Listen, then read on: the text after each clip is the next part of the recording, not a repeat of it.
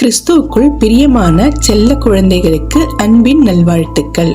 இன்னைக்கு ஜூன் மாதம் 2ஆம் நாள். இன்னைக்கு தேவன் உங்களோடு பேசுறதுக்காக ஒரு விசேஷமான பரலோக மன்னாவை கொடுத்திருக்கிறார். இன்றைய மன்னா மத்தேயு 16ஆம் அதிகாரம் 24ஆம் வசனம்.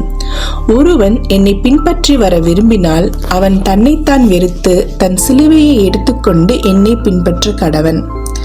அன்பு குழந்தைகளே, நம்முடைய ஆண்டவர் இயேசு இந்த பூமியில வாழ்ந்தபோது மற்றவங்களுக்கு எப்படி உதவி செய்யணும் அப்படின்றதுக்கு அவரே ஒரு சிறந்த உதாரணமாக இருந்தாரு.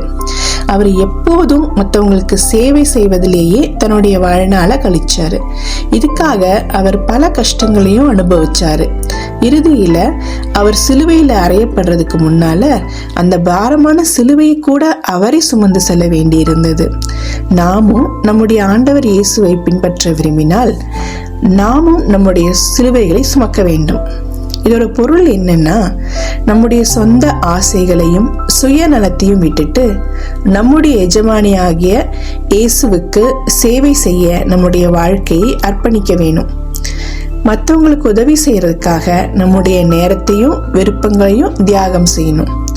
எனவே குழந்தைகளே, நம்முடைய எஜமான இயேசு என்னை பின்பற்றுங்கள் என்று சொல்லும்போது நாம் அவரை முழுமையா நம்பலாம்.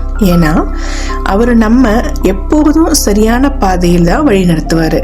அந்த பாதை நம்மை அன்பான பரலோக பிதாவாகிய தேவனிடத்துல கொண்டு போய் சேர்க்கும்.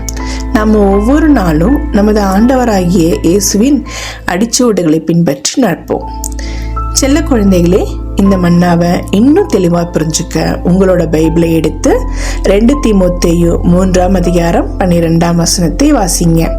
இன்னைக்கு ஃபுல்லா நமது ஆண்டவர் இயேசுவின் அடிச்சுவடுகளை பின்பற்றி நடப்பது எப்படின்னு மனசுக்குள்ள தியானம் பண்ணுங்க. ஓகே குட்டீஸ், இன்னைக்கு இந்த மன்னாவோட சந்தோஷமா இருங்க.